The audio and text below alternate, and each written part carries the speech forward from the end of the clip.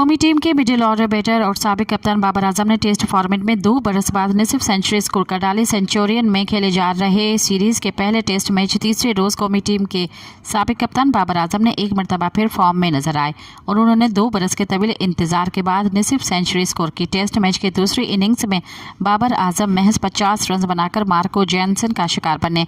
बाबर ने 10वीं test match में अपनी निसिफ सेंचुरी मुकम्मल की। मदाहों को 2 सालों के दौरान 19 इनिंग्स तक इंतजार करना पड़ा। इससे कबल बाबर आजम ने आखिरी टेस्ट 50 दिसंबर 2022 में बनाई थी। इस मैच के दौरान बाबर आजम ने टेस्ट में भी 4000 रन मुकम्मल किए।